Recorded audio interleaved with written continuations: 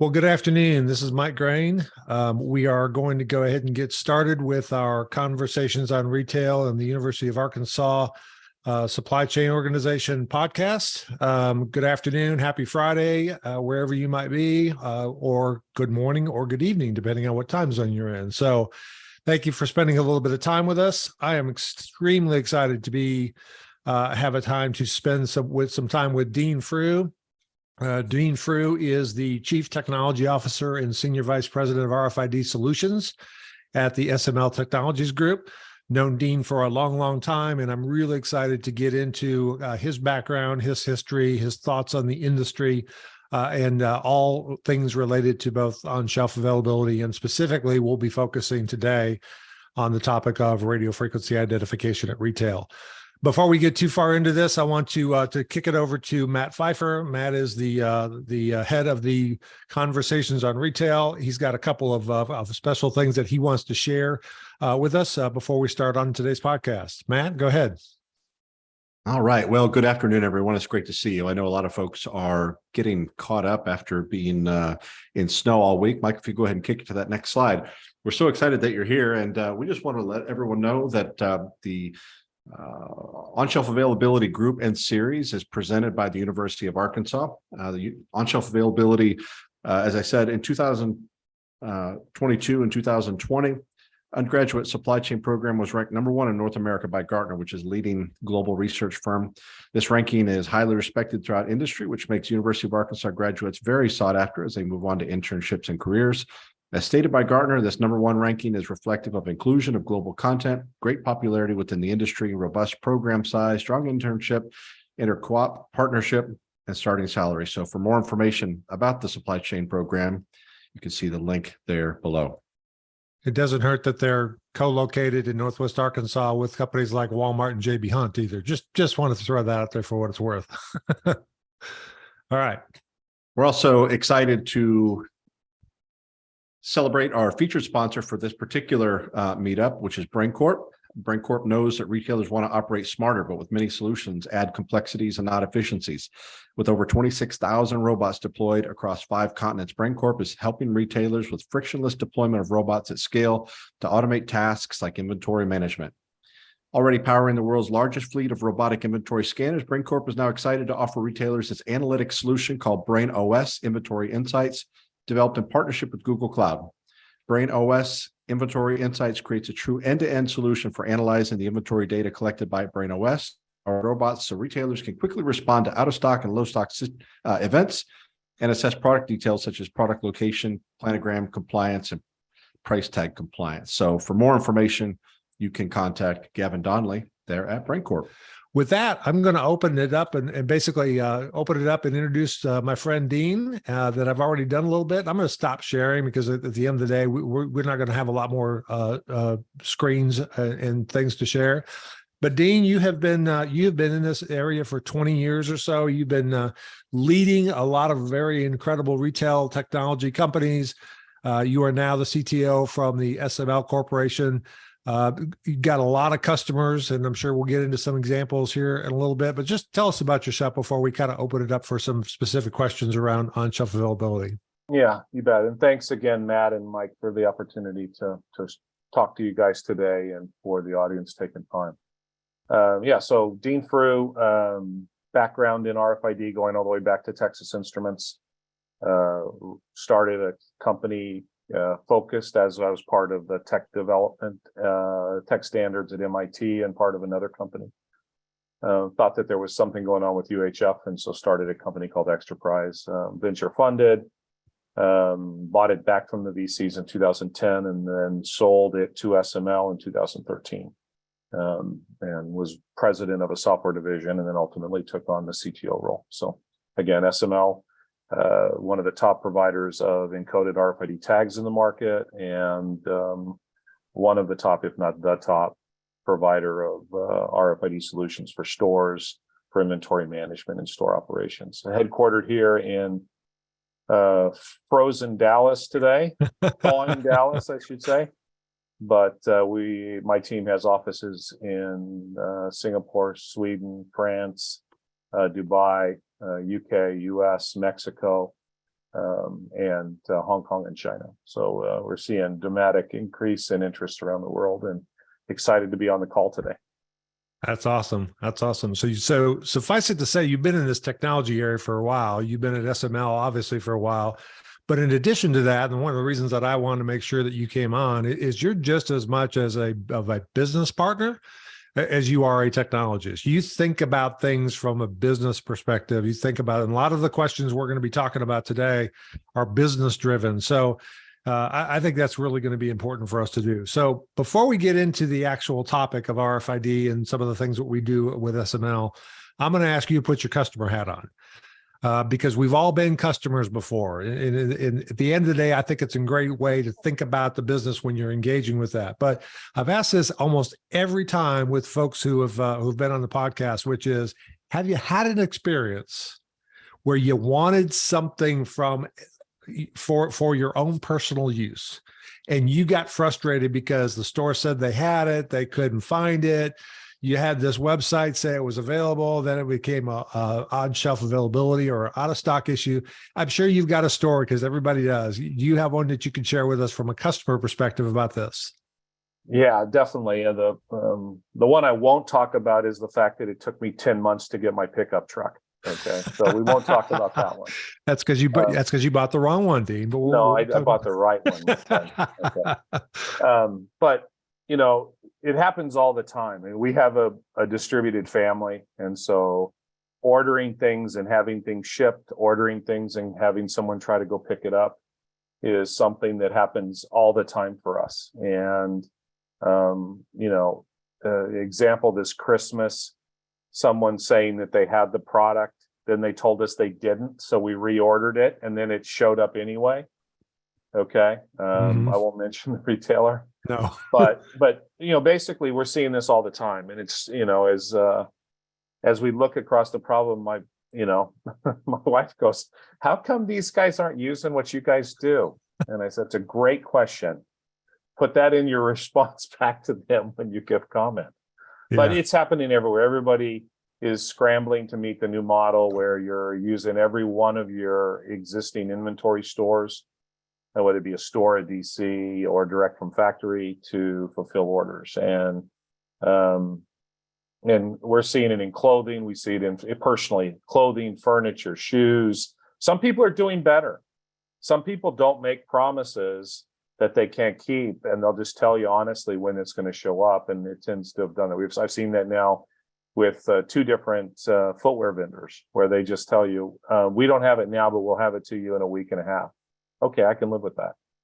Not I'm going to get it now. And then quickly continue to see, we're huge Amazon Prime people, and we continue to see them set the bar on. They tend to have less problems, as our observation, than what some other people have had.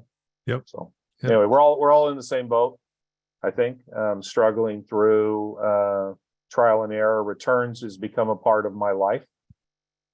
Okay, more so than it was even 2 years ago. So, say more about that. You mean personally or from a business perspective? Yeah, personally. Yeah, okay. I mean both, but personally, the whole concept of, I think the Frew family has adopted the buy three, figure out which one fits, and then send two of them back. I've seen that be a behavioral change inside our clan, and so the whole concept of returns is a normal weekly process for us now. Yeah. Yep, for sure. And I think we need to probably retouch on that when we get a little later into solutions, because obviously RFID has some potential to help track that better than what we've had in the past. Yeah. So I guess one of the things that, unfortunately, I was unable to attend NRF this year. Dean, I believe you were as well, because you had some other stuff going on. But a lot of excitement. If I heard one word, I heard it 1,000 times from the folks that I talked to who attended NRF, which is RFID is here to stay. RFID is now sort of like the old UPC barcode. I mean, if you're not in that certain business, you better be, or you won't become relevant. So what are some of the things that you heard coming out of NRF specifically as it relates to RFID? Yeah, I mean, clearly there wasn't much discussion around how does this work. I think that was one of the big takeaways that our team had, is the discussions were around those retailers that, as we say, have come to acknowledge they have a problem. And that problem is they can't continue to use an annual PI count as the basis for their ERP system's inventory ledger, and throughout the rest of the year. And not everybody has come to that, but we're seeing a growing number every year, whether it be a retail expo in London, or whether it be in Dubai, or whether it be here in the US at NRF. We're continuing to see retailers who are focused on the right thing, which is the fact that they have a fundamental problem of running their business. There's always going to be excitement about some of the things that that we're working on, but when it comes down to it, the fundamental element is, if you know what you have, then you know what to replenish, and you know what to commit to customers. And coming up with simple solutions for that is what we found customers interested in. And again, for us, trying to focus them onto that fundamental issue, because everything else doesn't matter. Doing customer experience, doing self-checkout, all those things, doing loss prevention, doesn't matter if you're not doing that fundamental element. Yeah, so let's talk about that a little bit. So what I hear quite a bit is there's a whole hierarchy of capability that this particular technology, it allows you to know at a very high level of accuracy, what do you have and where is it located? By the way, that particular information can also be provided to your customers in a way that allows them to be able to purchase product. Dr. Hargrave from the University of Memphis calls that researching online, buying in store. I've also heard it called reserve online, pick up in store, but exposing those on hands for customers. But let's just talk through this. The inventory accuracy has always been the base of the triangle. We got to know what we have and what we know we have, where it's located. It seems to be a little bit of a shift now, where I've seen some retailers that say, no, I need to know that, but not necessarily for customer. I need to know that for asset protections or inventory accuracy purposes of where is my inventory becoming inaccurate. Your response to that, because I'm seeing a lot more of that from a retail perspective. Yeah, I mean, I think any of the asset protection, what stuff do I have where, is a component of what we see from customers. But the biggest one is them looking to the consumer relationship and seeing how do they improve that, which ultimately they've associated with increase in sales. Okay, and better customer satisfaction. So, while there's somebody on the committee that's interested in that, the one who has the loudest voice based on our experience are those that are saying, I need to reduce my cancel rates on BOPUS. I need to make sure my out of stocks are almost zero in the store. I need to make it so that I really understand what I'm doing as far as receiving in my store. And because if I can do those three things, then I am going to sell more product. I'm going to satisfy more customers rather than operational things inside the business about how many items do I have, more asset protection side of things. Yep. And I think you guys have done an incredible job of understanding that entire flow, which is, so walk us through the SML solution, if you will. If I'm a brand new retailer, because it's not just I won stuff and I get the on hands right. That's certainly the foundational element, but everything from I'm able to receive product in and account for it. I'm able to move it from the back of the store to the sales floor and I can account for it. I can see it's left the store. The thing we were just talking about, returns. This is going to be a big, broad question, but how does SML deliver those kind of capabilities? Because that's what retailers really want. Yeah, and our philosophy is pretty simple, and that is that once you've made the investment to put the RFID data carrier on your product, it's ourselves in a stewardship responsibility are to provide you as much value for that investment as we can. Okay. It's just like, my new truck. If I just use my new truck to commute to the office, then it's not that valuable. But my new truck carrying all my stuff into the mountains and whatever, I want to try to do as much as I can with that asset.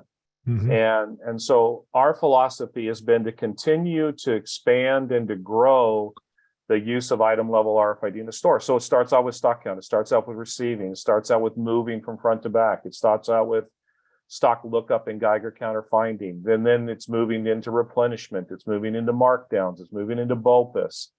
Last year, this time of year, we bought a company out of Sweden, Sumzed, and we've added a complete customer experience line.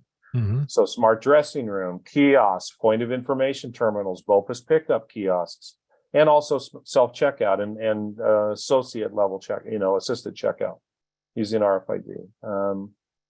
Then as we started seeing that, one of the things we've been involved in a long time is the supply chain.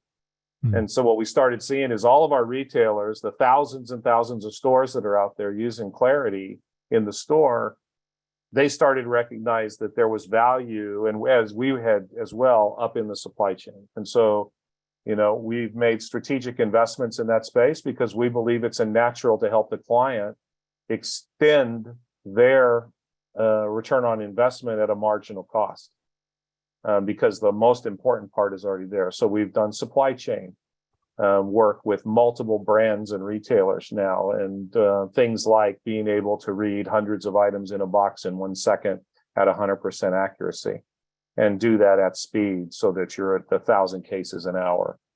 Okay. And so, for us, it's basically tying all that together into a complete suite of functionality that leverages item level. And I would tell you that the way we talk about this and what we're seeing is this is not about RFID. It's about the move from SKU to item level.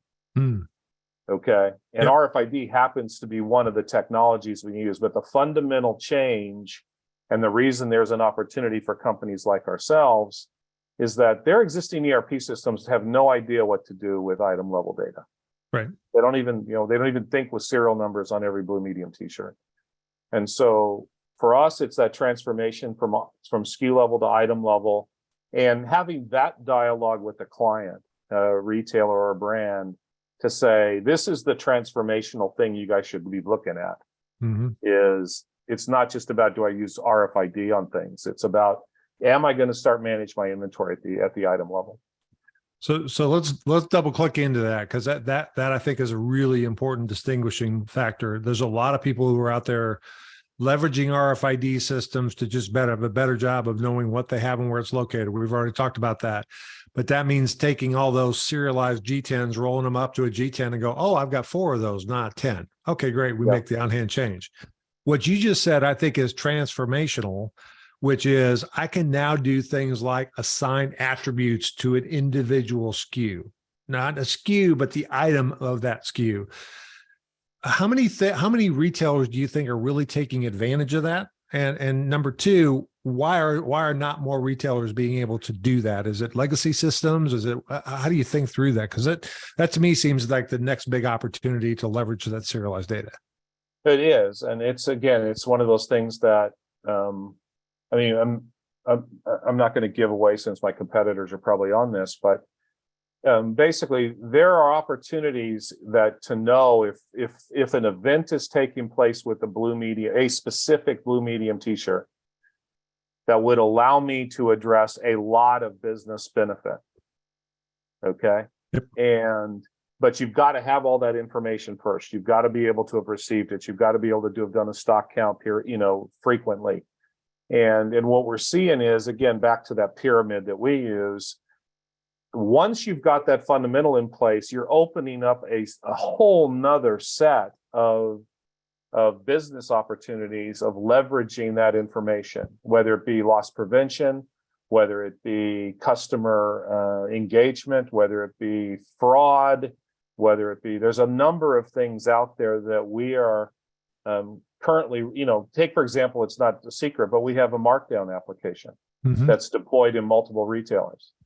Simply being able to know that I've got 3 medium blue t-shirts that need to be marked down, and I'm going to use Geiger counter to make sure I find them. Yep. Okay.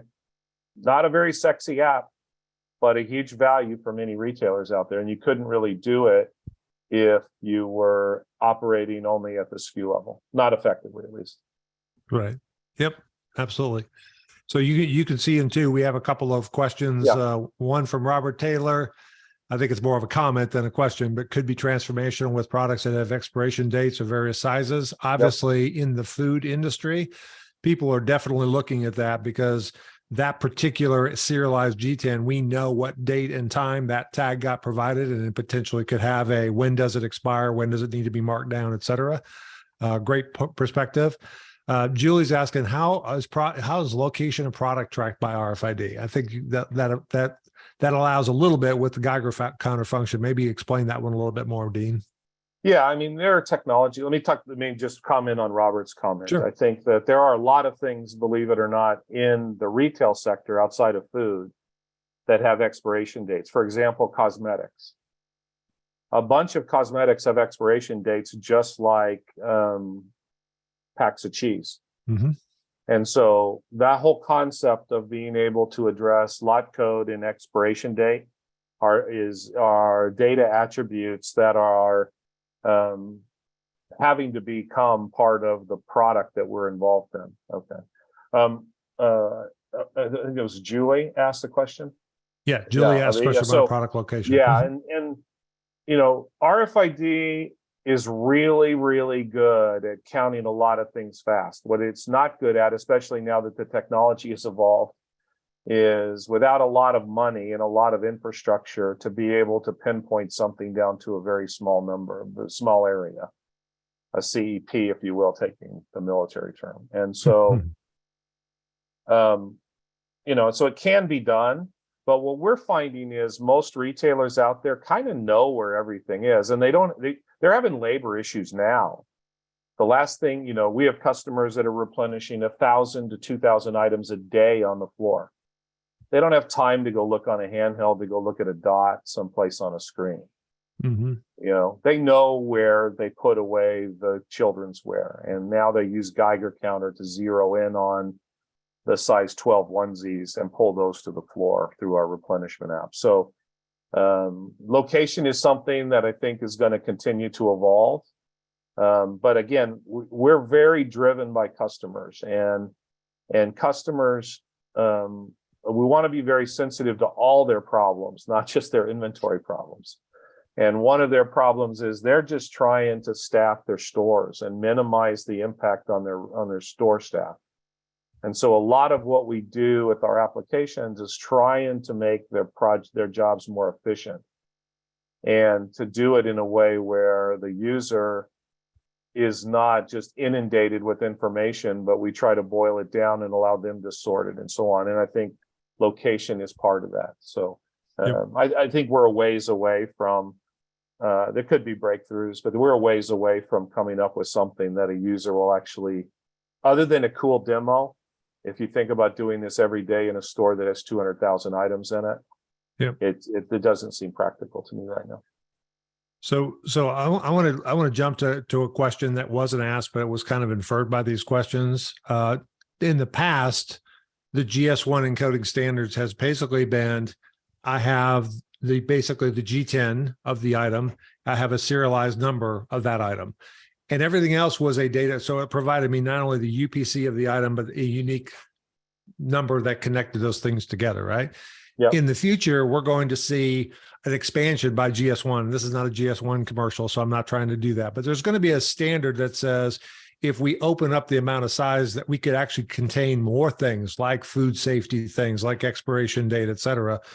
Where do you think the industry is on that? Because I think it's going to be a very interesting. And the good news is what's available today doesn't change, so we don't have to migrate to that. But where do you see the vision of where your SML company is going to be in terms of leveraging that? Yeah, I mean, it's something we're wrestling through right now. I think that there's pros and cons of putting stuff in the cloud versus putting it in the tag. I tend to lean toward, all right, what has to change and what would adapt to change more effectively, since we don't really know. And to me, anytime you have to change something in the hardware, you have to change something in the software itself to read the items, that just seems like friction to me. Okay. It might be the best solution, but again, coming from where I have at Texas Instruments, I watched a lot of technologies that were better not get adopted because of the amount of inertia that it would take to break through that. And I think we're gonna have to work. I think there's gonna be markets where it makes a lot of sense. There's gonna be markets where it just takes too much inertia to move it off of the 96-bit, but we'll see. Yeah. We're looking at both of them. Yeah, well, clearly, as you think about new use cases, i.e., food, fast, ready to serve restaurants, expiration dates, et cetera, that's tougher to do with the way the standards are today. So those may be first movers, but for the core of what we're talking about here, which is apparel, general merchandise, electronics, those kind of things, yeah, right. There's some reasons why you one want thing to to think about is that let's say we went to a 128 or 256-bit tag. Yeah. Everybody who encodes tags would have to change their software to encode it. Mm-hmm. Okay. They would have to change the system behind it to be able to handle. Now, every single EPC would have attribute data that would have to be encoded into the tag.